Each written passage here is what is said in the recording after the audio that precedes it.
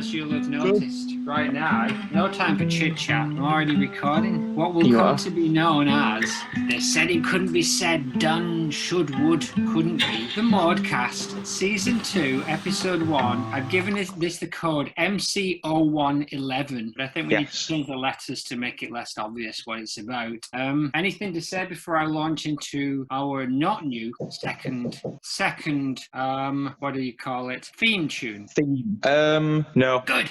Maude, it's a Mudflan cast. Season 2, Strayed Man and Busty Villain returns. Shoe collector and sketcher, but definitely not a painter. A low-fat ice milk drinker, but really? Foxy dead disco chick. She got her eyes saw by Satan's boners, but got reasonable 4K demands. Maudecast Season 2 return. Rocky 2. Welcome back. Welcome back. So what have you been modding and doing over our long summer break? I got locked in a fridge. Oh my goodness. Like Indiana Jones? Yeah. Half Indiana Jones, half that lady from Coronation Street in the 90s. Oh yes. And did you survive? I'm still waiting to hear back on that. The jury's still out as to whether you've come back fully compos mentis. Do you want to give us details, or are you going to keep it a mystery? There isn't really many details. It was cold. Inside the fridge, or was the reason you got in the fridge because it was cold? Yeah, I thought, I'm already cold, I might as well. What's another couple of degrees? Let's double down. What's another couple of degrees for the comfort of being in a tightly enclosed space? Exactly. And then Stamp. Oh, go on. What about Stamp? What happened with Stamp? Put a metal bar through the door. So you got in the fridge, the working fridge. Where was this fridge? Was this in the staff room? No, it was at Aldi. Oh, it was an Aldi. So we're based in the discount superstore area of Wigan in the Worsley Mains district. So we got Aldi, and we were in the car park of Netto. Aldi's next door, and then they got Lidl. And what's that other one called that's just got shit smeared all over its windows? What's that one called? Pound Smash. Pound Smasher, that's it. So you got into the fridge at Aldi. Stamp put the metal bar through. Now this fella, he's not letting it go. He himself now has got himself into a bit of trouble because he sent his grandsons round, Braithen and Natrendon, who came round with baseball bats and smashed up our Cockney Watchdog Studio 6 studio, destroyed thousands of pounds worth of high fidelity lo-fi recording equipment, and we were okay because we hid behind the sofa and they didn't even think of looking there. But so now the tables have turned, because although we do still actually owe Stamp that £250,000, we are now going to court tomorrow to see if we can actually send this rotter down for life. Yeah, it won't be long, but it'll be worth it. We get a couple of years out of him in Chuck. Maybe if we can goad him with letters, we can actually get him sent into solitary for most of that time. So video footage actually emerged afterwards that may help our case. That, you know, when you claimed that you'd actually superglued him into the Cockney wind chimes ride at the Maude Flanders Internet Database Museum, and if you're new, of course, we work there and own the Maude Flanders Internet Museum, knockoff theme park database, fishmonger and hotcake restaurant. We live there and we own that. And Stamp is our 82-year-old night watchman who is the bane of our existence, right? And Nathan locked him onto one of our theme park rides and superglued him in and sent him around for about a week and a half, was it? Video footage has emerged that he may have actually not been on the ride, and you may have actually superglued in a rudimentary body made of sackcloths and potatoes, and the video footage suggests that he may have just taken the wrong medication and crawled into a box in the supplies cupboard, and he might have just been in there shaking and shuddering for his life. So we might actually get off with that, that £250,000 that we owe him as well. What do you think about that? Yeah, his first mistake was telling us that it wasn't him on the ride. Telling us, putting it in writing was his second mistake. Putting his beautiful cursive, and he thought, I guess, none of us could read it in this day and age, but we unpicked it. We picked our way through that. I, Stamp, of 82 years old, I was not superglued into a ride at all. I was just in a supplies cupboard off my head on meds. Something like that. He would have said if he'd have phoned, but he's gone missing, right? He's gone AWOL. Yeah, which is good. Well, it is good because the last thing you said in the Disco Stew episode is that you set fire to the Maude Flanders Internet Museum with Stamp inside it, and you put all the shutters down to to see if he could get out. A bit of a test, I think. It turns out that since then he's gone AWOL. That is why I got in the fridge. Oh, but how do you know it was him that put the iron bar through the fridge door then? Well, I made sure I'd got everybody else out of the building before I set it on fire. Oh, that doesn't really answer the question, because you were in the fridge in Aldi, which is next door, which suggests that he'd escaped from. He's 2 doors down, Aldi, isn't it? He'd escaped from your shutter hell fire. But as you know, you thankfully the ice water annex that stores 50 to 100 gallons of milky ice water. The fire burst the bags and it actually put itself out, and now everywhere just smells a bit milky. Yeah. So if you're new to the show, this is your first episode. Well, it shouldn't be. You should go through in order. That's how podcasts work. We don't really like people who just dip in and out. But if you insist on sticking around, we are the Maudecast. I am King Brendan, and this is King Nathan, aka Zazla. Hello. Do you want to say hello to the people? Yeah. Do you want to explain Hello. yourself? Do you want to explain yourself a little bit? Explain myself. Would you like to explain yourself to these good people? But who I am? Or just... That's not an explanation, that's a question. Yes, that was a question. It was directed at you. Would you like to explain yourself to these good people that are listening, and they're now about 9 or 10 minutes into this podcast, and have so far only really heard about our woes and troubles? And we could go on. Yeah. We haven't even talked about the Flanball World Cup that happened 2 weeks ago, and we haven't talked about how our fishmongery department has taken off really, really well, and that those chili mackerel, they're flying out the door. What's left of the door since you set fire to the building. Anyway, I'll restate my question for the floor. Would you like to explain yourself? No. Okay, so we're the Ned Flanders Maudecast, episode 11, series 2, episode 1, MC 0111. Brought to you by the Maudecasting Corporation division of the Dibney Multi-Global Conglomerates Incorporated sponsors. Sponsors are the TV show Lost, the TV show Twin Peaks, Vivacious RuPaul's Drag Race Season 6 competitor, Cerebus the Aardvark, Scott Walker, rest in peace, and Jacques Derrida. No one's forcing you to listen. Here's a quote from Jacques Derrida. Can you put it into a Maud context? If you can, it's going to be the only thing so far in this episode that's been in a Maud context. Yeah.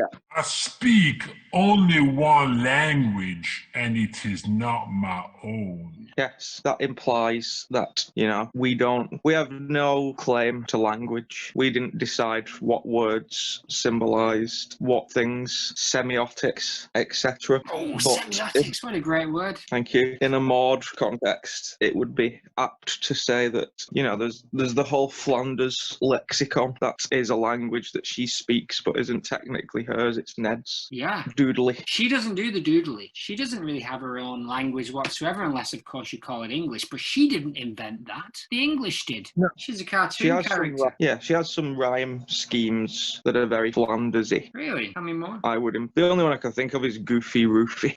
I'm sure there's more. Well, I think she does that kind of like coy, kind of like rhyming, cutesy rhyming thing, doesn't she? She does that a little bit. That's a bit of her thing. I would argue it's Ned's thing, and she has absorbed it like a sponge. She's absorbed it. Therefore, she speaks it, but it is not her language. Beautiful. Yeah. And Derrida, Jacques Derrida, still dead. What do you think of Morrissey? He's alive.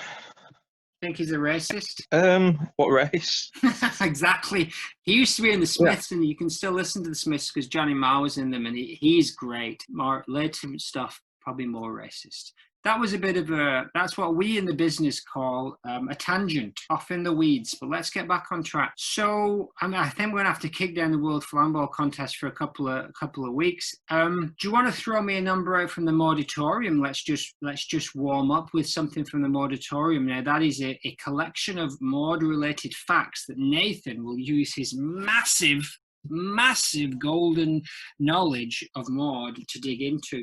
There's now 216 items in the Mauditorium. Give me a number. 112. 112. Is that 112? Yes. 112. 100 and then... The number 100 followed by the number 12. He's playing for time. All right, here we go. We've talked about this before, but I like the idea of bringing up the same ones over and over again, and this one pertains to that. There's a theory that Springfield is trapped in a time loop, not just elastic time, but an actual time loop. It isn't just as simple as what we call negative continuity, where the same thing happens over and over again, because they do refer to previous events. Springfield and Shelbyville are stuck in a time loop where every year it resets at most 2 years back. So each version of the last year is different from the last year. So last year and this year are different, but 2 years ago and 10 years ago are always 2 years ago and 10 years ago. That's the theory. So the last 2 years constantly update, but everything before that doesn't change. That's set in stone. That's wild, isn't it? What do you think about that idea? Yeah, I quite like it. I think 2 years is too small of a boundary, because we're dealing with things now, like obviously the Maude dying, Lisa becoming a vegetarian, and Milhouse's parents. Those are the all three happened, sort of big... but those all happened at a set time that never changes, that moves along. It's always, Lisa always became a vegetarian 3 years ago. I see. Yes, I understand now. So, like, say the year was 1989. Yes. It is still now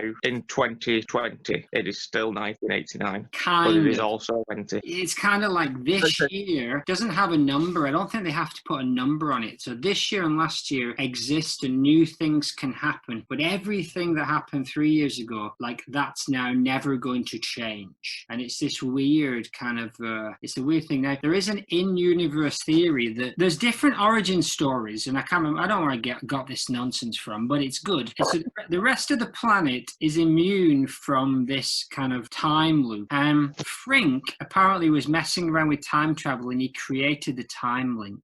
Some things such as Maude's death are constants and they can't be changed, but you can retcon a bunch of other stuff. The time loop is imperfect. Some events remain, but the timeline is struggling to make sense of them, and some things are likely to repeat every time they look back, but other times when they flash back, it'll be a totally different backstory. It's wild. I think I've seen a slightly easier theory, which is that, like, a multiverse, like each episode takes place. It's all sort of, like one Springfield, but each episode is a different path out of that. The Rick and Morty theory that we never go to the same universe. It's always a slightly different version, or many of them are set in different, almost identical multiverses. Do you think the same thing happens in The Simpsons then? No, I prefer the time loop thing, but that's an easier way of looking at it, is that, each episode is set in a different... That's why things can sometimes be similar and sometimes be wildly different. Well, Ned's mum's name has changed like 4 times, and that's obviously just lazy continuity. But within the actual realm of things, you could say that it's a multiverse. Yeah, and they can retcon. And so between those two things, by the multiversal thing and also the idea that if something's set in stone, like Maude's death or Lisa's vegetarianism, then it always happened like 2 or 3 or 5 years ago, no matter what the calendar year, which is why they generally would try and avoid topical things, but they do throw them in, of course.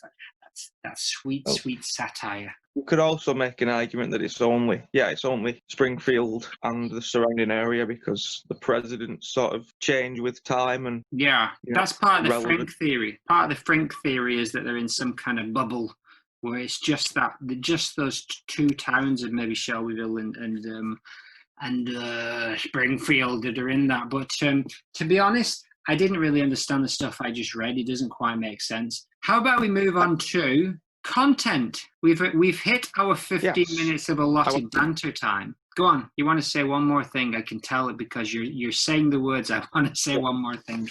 Holding up your finger. I have the only other theory that I enjoy in terms of what's going on is that the power plant's radiation has just crippled the entire town, so that's why they're yellow and that's why they don't age. Some kind of radiation outbreak. Also, to add to the multiverse theory, it must be true because we live in a universe where we have a set of Springfield where Ned doesn't have a sister, and then we very much have a set of Springfield with Nadine Flanders. Well, I'm not going to get into that debacle. I think for many people, that is the straw that broke the camel's back, for you in particular. Now, I'd like to hear a page from Magdalen's diary, but I'd like to push that till after. And upcoming after this content, after this sweet, sweet season 5 content, we're going to hear some spectral speculations and hopefully a diary page, because this is a rip-roaring episode.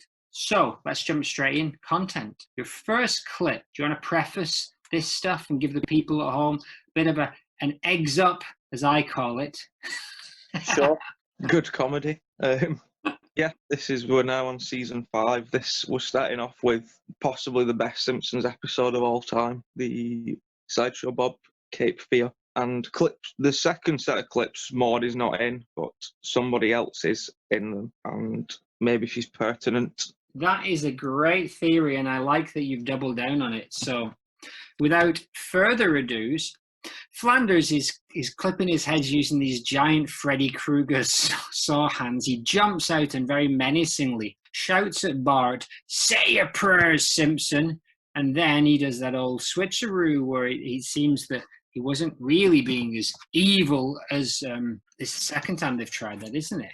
The sinister thing. Because the schools can't force you. Because the schools can't force you like they should. Because Ned thinks they should make him say prayers in school, which, of course, they still do in Britain if you go to a Church of England or a Catholic school. Ned would like that. It all comes up later. There's an episode where Ned takes over from Principal Skinner. I think it's this season, actually, and ends up getting fired because he starts making them say prayers, and Chalmers doesn't like it. Chalmers doesn't like it. What about the division of church and state? Those Americans, they're not big on that. God has no place in these walls. I believe he says something like that. So Ned Flanders has got these horrific Freddy Krueger style claw hands, and he's trimming his hedge, and he shouts at Bart, and Bart's terrified. Maude Flanders, the star of this show, Maude Flanders, rocks up in a supporting role, as often she does, doe-eyed with 2 glasses of possibly homemade, I believe, lemonade on a silver tray, lemon slices, tall glass. And Ed turns and says, "Maude, these new finger razors make hedge trimming as much fun as sitting through church." Ned then carries on. He doesn't acknowledge Maude in any way. He doesn't say thank you. He doesn't drink the lemonade. He turns back to he starts clipping this insanely large angel playing a harp, which in itself looks pretty menacing. And then there's the menacing Cape Fear thing going on in the background. And of course, we've also already heard in the previous episode Maude's diary from this day. But tell us more, Nathan O'Leary, my biological brother. What do we need to know about this? Yeah, it's you said it's been done before, the sinister thing, and they'll do it several times again with Ned, but just in this instance, like, Ned is the second of at least 3 that goes. Marge, who says, I'm gonna get you some ice cream from the store. Then Ned, say your prayers, and then it cuts to Edna, who says, "You're going to be my murder victim in the next school." Well, power of 3, isn't it? But have you seen Cape Fear?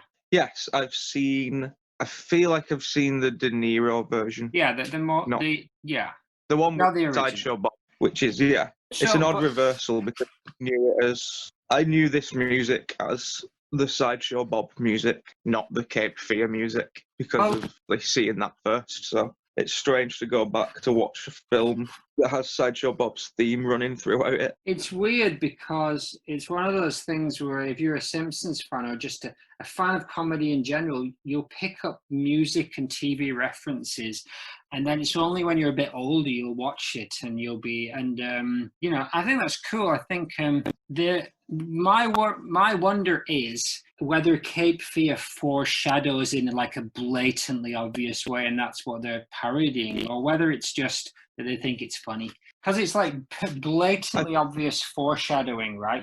A bad thing is going to happen to you. Yeah. The strangest thing about it is that it was just obviously a one-off episode, like parody with Sideshow Bob. Yeah. But then this did become Sideshow Bob's theme music. Like, it wasn't in this just specific episode. Any time after this that you see Sideshow Bob, you hear the Cape Fear music.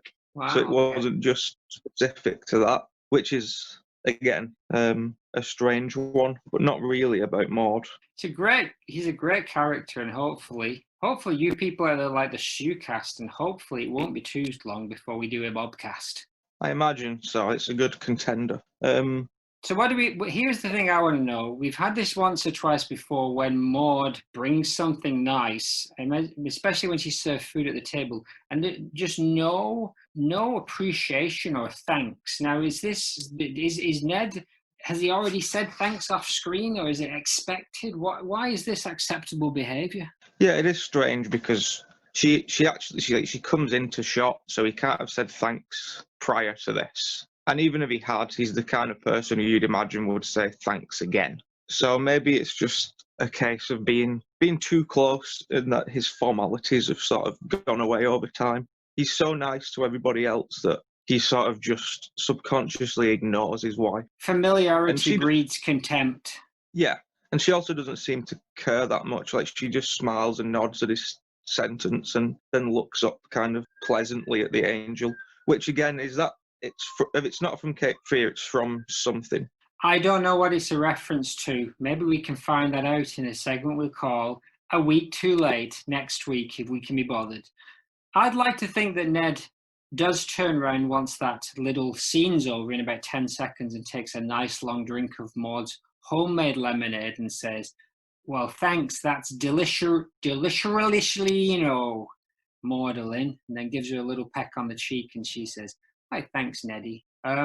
Is it homemade lemonade, you think? Yeah, what else is she up to? She doesn't have a job.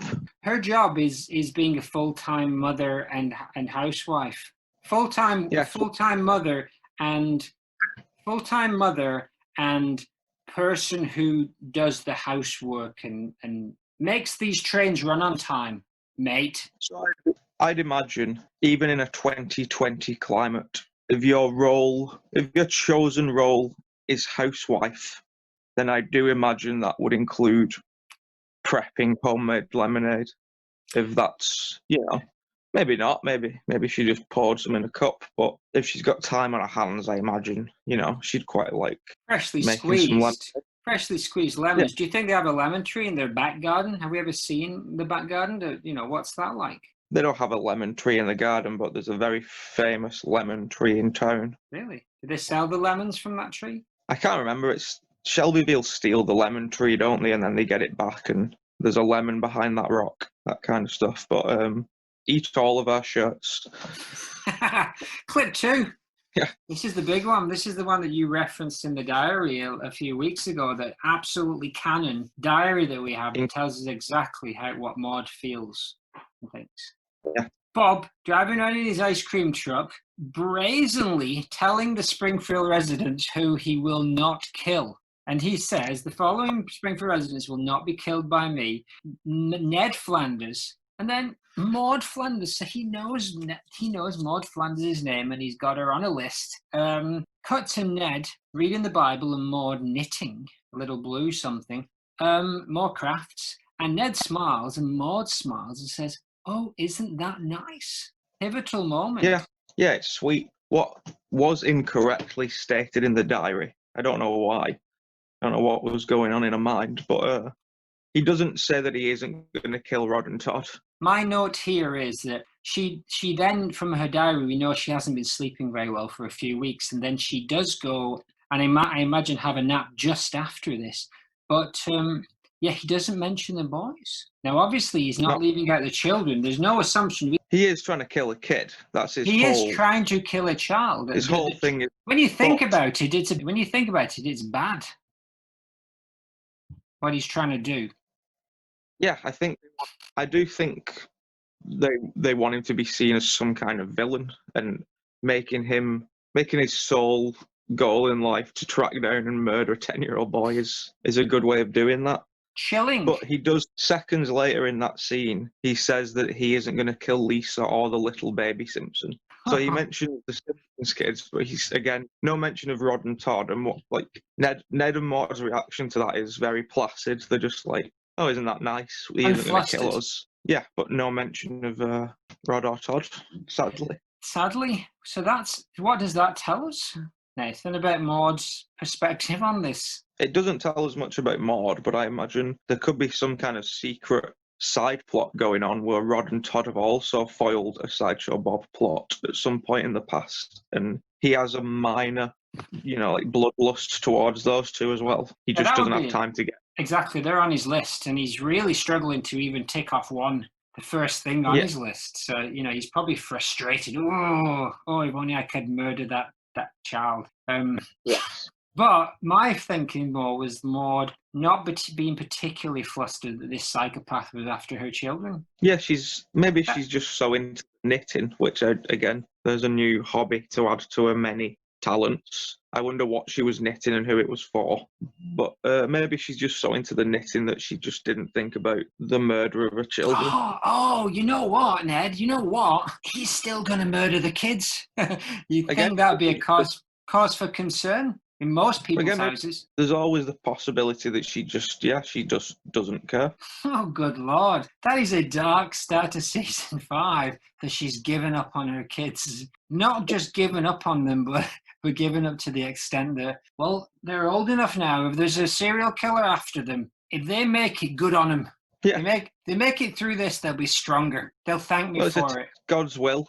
God's will. Maybe she could say, Ned and Maude just have the faith that God will keep them safe from Sideshow Bob, despite the fact that he's already messed them around several times at this point, and he's not even got to the worst of it yet. No, God, not Sideshow. Exactly. God does seem... I would be more fearful of God than Sideshow Bob at this point if I was in the Flanders family. Anyway, Homer J. Simpson. Let's now take a wild left turn into what can only be described as Nathan O'Leary's maddest idea so far. Clip 3. Bold.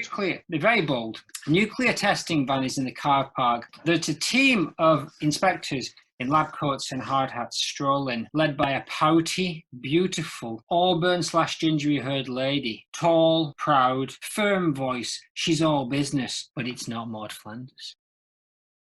We're from the Nuclear Regulatory Commission. This is a surprise test of worker competence. She looks a heck of a lot like Maude Flanders. The lady buzzes. She buzzes and she says, Hey, we're from the Nuclear Regulatory Commission, and we're here on a secret surprise mission to inspect worker competence. All business. What's going on here? Why have you included this? I think this is a good... Again, I don't know if I'm too close to this TV show now, that I just recognise that voice as Maggie Roswell and hear it sounding similar to Maude. But did you agree that the voice also sounds very Maude? Like, it doesn't sound like Helen all the way. I'm accepting this. This is now canon. That person is definitely a Goodman. And I actually went on to the North Dakota. I actually did some research into popular names. Now, we already decided that Maude was born in 1954. I took a stab that this lady might be a year or two older than Maude just because of her poise and her confidence. I thought, what are the most popular girls' names in 1952 in North Dakota? And surprise, surprise, the internet didn't know. But they did know some popular names from the early 1960s. So I'm going to throw these out at you, and you can tell me what you think this lady, this unnamed lady, now whether or not she's married now or divorced, she was once upon a time a Goodman. Was she, the top names, Mary, Susan, Laurie, Julie, or some less popular names, Karen, Vicky, Kay, or Joni? Was she Mary Goodman or Susan Goodman? I'll give you those names again. I'll give you those names again, regardless of whether you need them. Mary, Susan, Laurie, Julie, Karen, Vicky, Kay, and Joni. I think she's a Laurie. A Laurie. I don't disagree with that. She's a Laurie Goodman. However, she's also, isn't she Flawed Manders? Oh, so you think maybe, this is where you were going with this, that she, AKA Flawed Manders. So her real given name was Laurie Goodman. However, she's actually not Maude's biological evil twin, but there's something in that that makes her Maude's evil nemesis twin. Is that where we're going? Oh, I thought it was her sister, but her sister was Flawed Manders.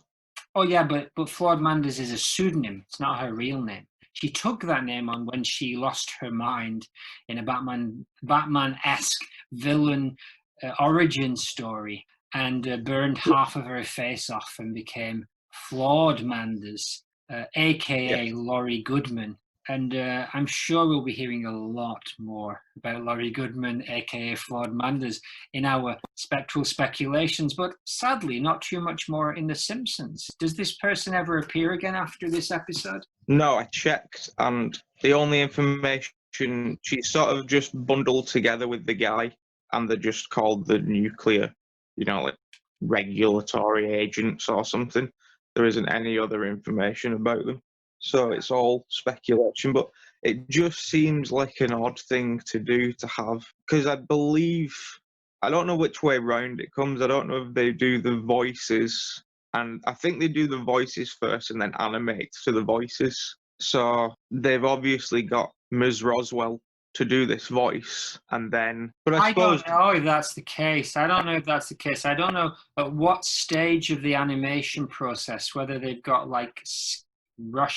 whether they've got kind of like semi-finished animation, because I know they go back and they add more animation and they do more voiceovers, but it's interesting where process comes in. But I don't think that they just improvise a voice and then they design a character around it. No, I don't think it's that free-flowing.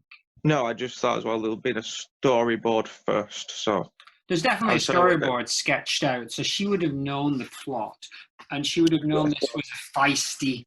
But why did she decide to be Maude Flanders? Maybe we'll never know. Maybe we can get Maggie Roswell on the show one time and we can just spend the entire show asking her about this, the motivations behind this particular character who we've come to know and love as Laurie Goodman, aka Flawed Manders.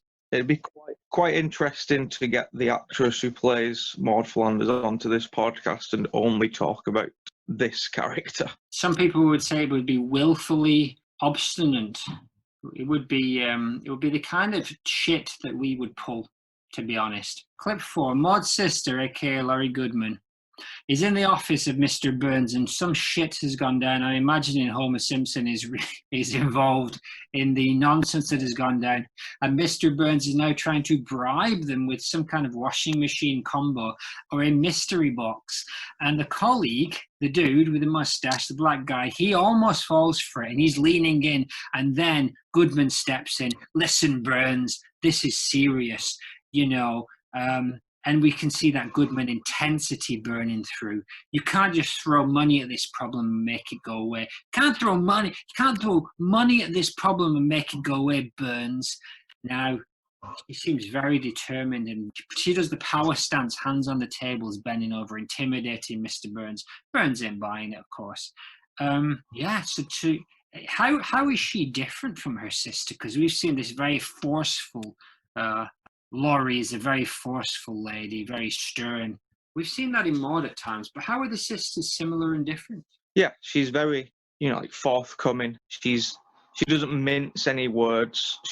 I imagine she took all of the sort of aggression, and Maude was the placid one. And I think anytime Maude speaks up for herself, she'll have taken that from this lady. That's what she will have learned from her. Yeah. I'm going to put a peg in that one. I'm going to move her over to the spectral speculations, and we're getting a rich story going on over there, which is beautiful. Now, clip 5, we're now into that snake oil self-help kind of dude, and he's got everybody, eyes closed. Another one of these city hall kind of meetings, but this time, I guess, they're doing a self-help thing, and he's asking them to listen to their inner child, be like the boy. Which essentially means relinquish all responsibilities and just have... I think shit goes bad pretty quick once everyone starts being like the boy, right? Maude's on the periphery. We only see half of her face, but she's part of the gang. She's happy to take part. Mob rule. What's going on? Yeah, this is, again, similar to the Whacking Day clip. This is it. This is it for the entire episode for Maude. You don't see her, like, taking part in the, I can't remember what it's called, but the Be Like Boy festival, whatever they do. We Like Roy.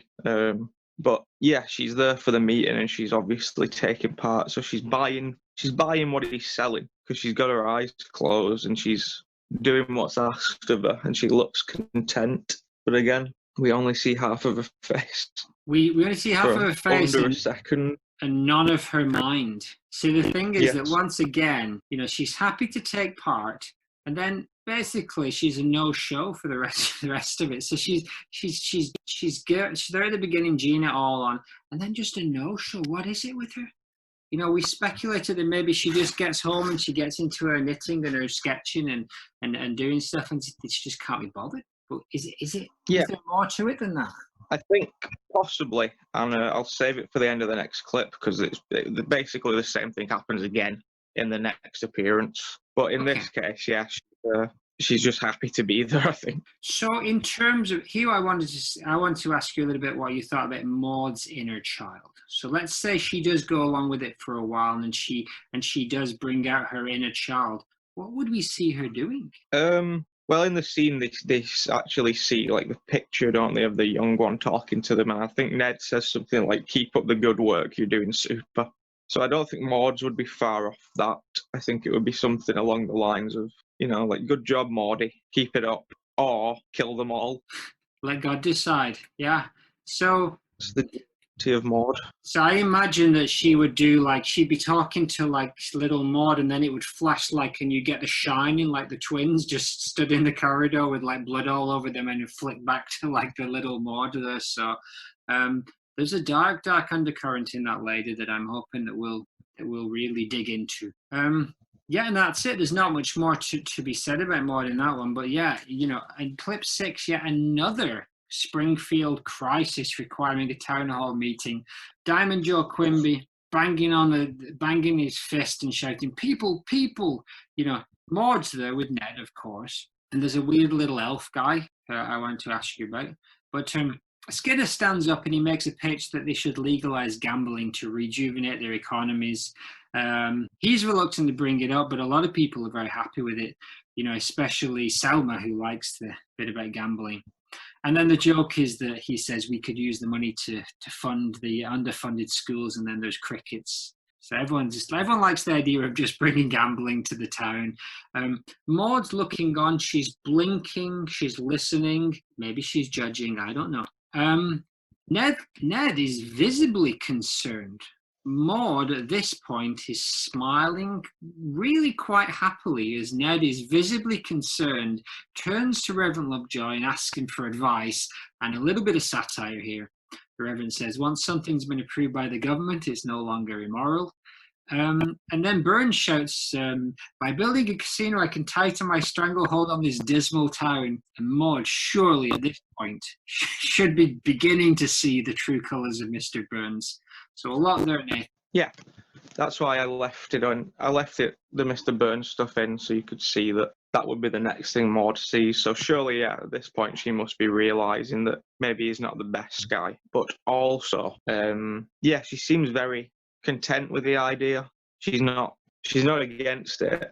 But the last time this situation arose for her, she was the first one to stand up with a suggestion, and she got, like, heckled by Homer instantly and had to just sit back down. So I imagine she's just, she's not bothered anymore about these meetings. She's not going to be actively suggesting things, and unless it really hits home, she's not going to be protesting it either for the time being. Seeing the smile on her face is her in another place in her mind, or do you think she's actively thinking, yeah, this is fun, this is good? I think a bit of both. I think she's sort of half present, like she knows what they're talking about, but she's not thinking about the kind of pros or cons of it. She's just hearing what's happening around her and sort of pleasantly smiling her way through it.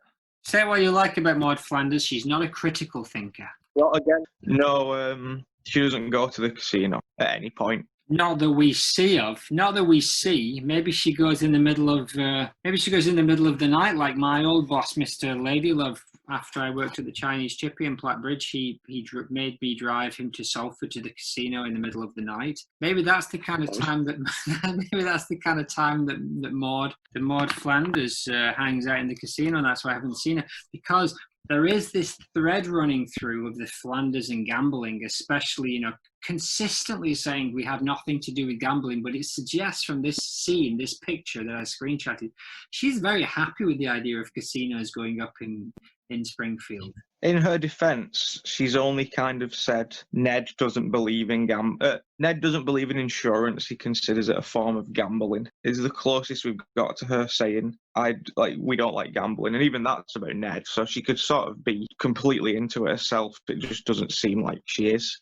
It's not a very interesting character trait for her because she's not. Her darkness comes from other places, whereas Marge instantly gets addicted to gambling, and it's sort of like, that's Marge's sort of dark thing.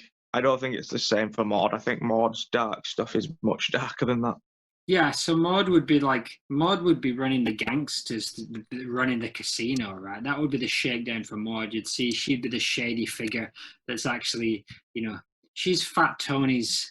She's Fat Tony's silent partner. As we will find out in 3 seasons' time, she does have some direct contact or ability to contact the Yakuza. Oh, good Lord. The Springfield Yakuza. Not even the Springfield Yakuza, just the Yakuza. Full-on organisation. She has some underworld connections. She has some underworld connections. Some underworld connections, yes. Oh, Maude, you'll be the death of us all. And anything you want to add before we leave those season 5 episodes? Now, these aren't the only season 5. She pops up quite a lot, right?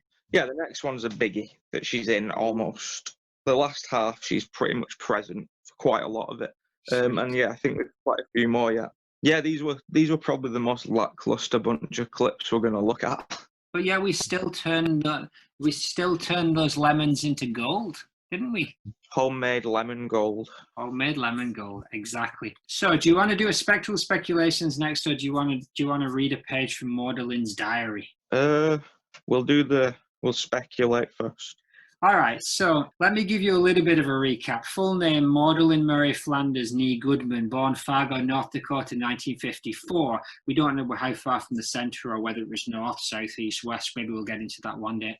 Mum, Marilyn Goodman, deceased sometime between seasons 8 and 11. Father, Francis, estranged, still alive, not sure. After an immaculate conception and or miracle birth, Maude's parents were led to religion. Maude was raised in a farming community in a pretty but small house just outside Fargo. Strict upbringing with no TV, but she watched TV at the house of her best friend, Janice Hubler. A teen Maude, at age 15, loved Jesus and praised him by decorating her garden with crucifix-themed wind chimes. She left home in 1974, age 19, and married Ned Flanders, age 35. Her dad, Francis, thought Ned was an old slimeball and to this day has not made up with her. That is why he did not attend her funeral. Father saw the dark side. They moved into the house in Evergreen Terrace in mid-1974, which they bought from the pastor Jasper for a low price. Maternal grandparents Magdalena and Mitchell Turnbull of Native American descent from a small logging town in Washington state. Magdalena was missing a leg, but somehow grew 3. Mitchell lost an arm. Marilyn, Maude's mother, had 7 brothers, including Rex, and some sisters, unknown number. Marilyn acted as her mum's leg for the first 7 years of her life, tied together with thorny vines. Now, those missing years, the Maudesing years, 1954 to 1973, we know very little about. She was growing up. 1973 to 2000, absolutely missing. This is what we know so far, Nathan. It's spotty at best, but it's more than we had when we started. Yes. I'd like you to I'm going to give you three choices. First European trip for Maude. A precious memory of time with her sister, Laurie Goodman, before whatever horrific fate befell her, or her best ever sandwich. I'm gonna put 2 and 3 together. Go for it. And say that Maude, we might as well stick with the theme why we saw Laurie Goodman for the only time in The Simpsons. I think they got on just fine until maybe we're going to say, I'm going to agree that it's like a Bart and Lisa thing that Laurie is 2 years older than Maude. So she's got the big sister vibe going on. I imagine they got on just fine until maybe like 12, and then they just didn't get on for a while. They didn't see eye to eye, but eventually at 23 they came back. Laurie attended Maude and Ned's wedding, which started building the relationship back up, and I think that at some point Laurie paid a visit. Maybe we're going to say, on this day that she popped in to do the nuclear stuff. She afterwards had dinner at the Flanders house. If you had to ever tell you, my sister lives in Springfield. Let's call round, surprise visit. Hey, sis, that's great. But also I'm your evil twin, and I'm here to kill you. Yeah, but they put that to the side for now. But something happens between them, between this point and Maude's death, because she's not at the funeral. But for now, they're okay. And Maude feels the pressure of her big sister visiting, so she knows that she has to make a damn good club sandwich. And the pressure, combined with some kind of moxie and a special kind of bread that she found in the bin, makes the best sandwiches that she's ever made for her sister's visit. I gotta say, I don't think Maude's getting her bread out of the bin, unless it's a bread bin. Well, not usually. It was a bread bin. What? Maybe one day we'll be able to dig into a little bit as to what led her to go into the garbage to get bread out. You've seen that Seinfeld episode where George eats that cake from the bin. Maybe that's a great episode. Maybe it's as funny as that. I don't know. There's no time for this today because I think you did a good job there of explaining, at least setting up some things that we can dig back into later. But I think we're missing something from Laurie, because Laurie, aka Maude Flanders, whatever happened in those missing years, there was a good chunk of time where... Did you mean... Sorry? Did you mean Flawed Manders? Yeah, Laurie. Goodman, aka Flawed Manders. Something happened. There's some bad stuff in there that we're going to have to get to the bottom of at some point. But that's not for today. For today, just before we go into Maude's diary, I'm going to read you a couple of letters. Now, you know our biggest online troll, Graz F. He's been on a bit of a journey of his own, and I wouldn't describe him as Maude's biggest fan. He still says he's still incredibly abusive in his YouTube comments about what we're doing, and he seems to spend a lot of time investigating those. I don't know who he is, but he's written a poem. So he said, like, I have written you a poem about your shit podcast. Here it is. It's called Maude's Biggest Effing Fan. It's mad stuff, mate. Effing Menky, you blow my head, pie and chips, and I'll have you cram chud chuff. Maudecast, proper shite.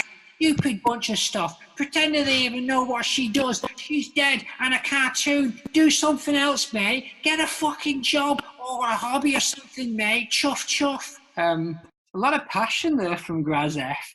I like that he's channeling that passion, not just into abusive YouTube comments, but now there's a little bit of a literate vibe going on there. I could feel a little bit of a John Cooper Clarke vibe even there, or maybe a little bit of Shakespeare. What do you make of that?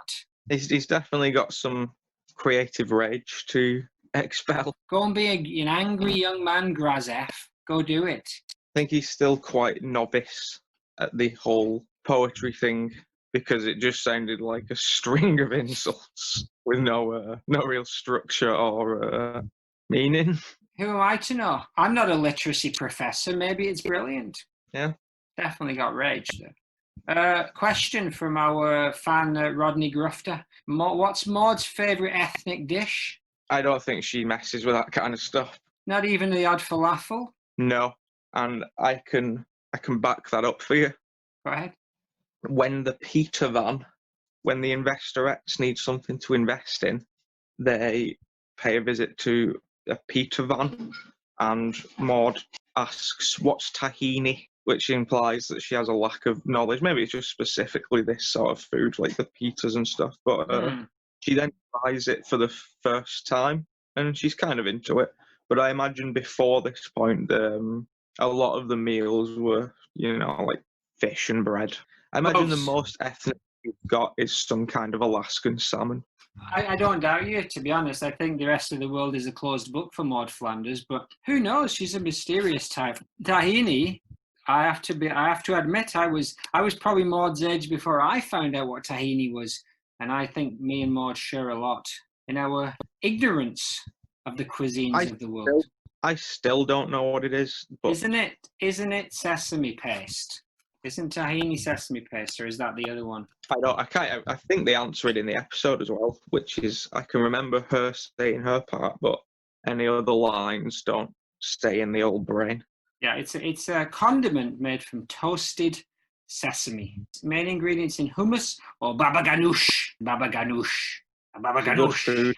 Good phrase. Tahini is used in the cuisines of the Levant and the Eastern Mediterranean, the South Caucasus, as well as parts of North Africa. Long, long way from Springfield or Fargo, North Dakota. Nathan, we're going to have to wrap this bad boy up real soon. We got a couple of minutes if you want to throw us a page or two from Maude's diary. We've been tempting it for the whole episode, and I know people are hanging on it. You got a page there ready to go? Yeah. It's from the day that she died. Good Lord. From the morning. It simply says bugger. It is the last page of the diary. Well, that's good timing, isn't it? No, that's good time.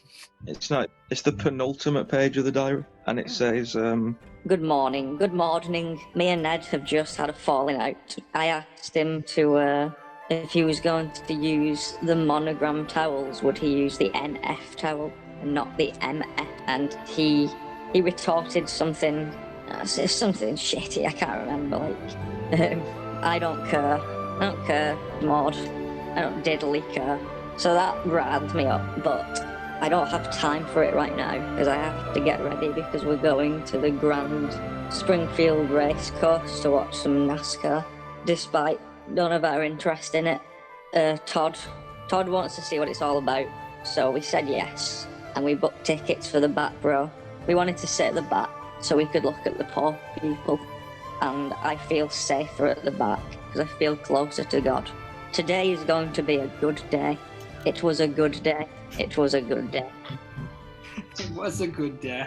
My goodness. Not only did she drop the S-bomb in the middle of that, very out of character, but also we've discovered that they were just putting on smiles for the kids at that point. They had an unresolved issue regarding these monogram towels, but I think maybe Maude buying the hot dogs maybe meant that it was just a storm in a teacup, and maybe she didn't end her life in hating her beloved. I'd like to think that wasn't the case, but who knows? Maybe the last page of the diary will give us more info if we ever get to it, but I don't know if we ever. So, any comments on that page of the diary there, Nathan, that you just read, that exists in a book in your hand that you just read out from? No, I had one more comment though about food. I believe the only thing Maude might have eaten is the fictional food gammon bojia, which is a type of cream corn, but is also human souls that originated in a small logging village in Washington, not DC, Washington State. So I imagine that at this point Magdalena has whipped up some gammon bojia for Maude to eat. Good Lord, did you just invent the food gammon bojia, or where is this from? This is from Twin Peaks, right? That's a Twin Peaks reference. Yes. It's a fictional kind of cream corn that is also the human soul, I think. Oh, Mr. Lynch. Love you. Love you, love you, love you.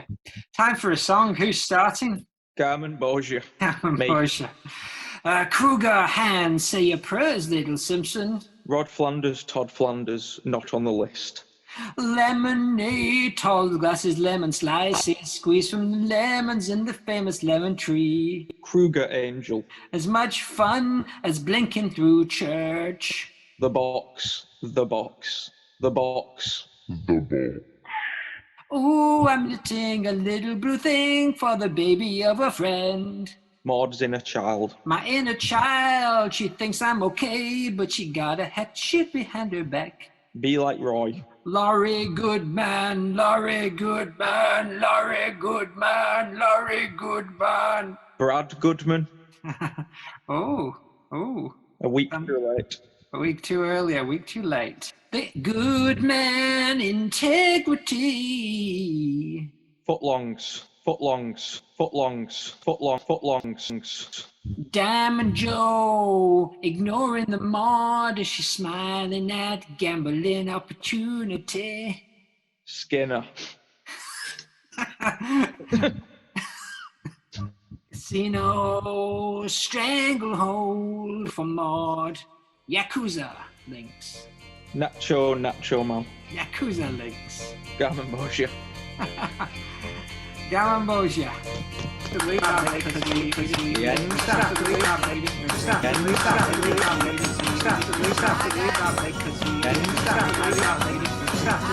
did it. Season 2, episode 1.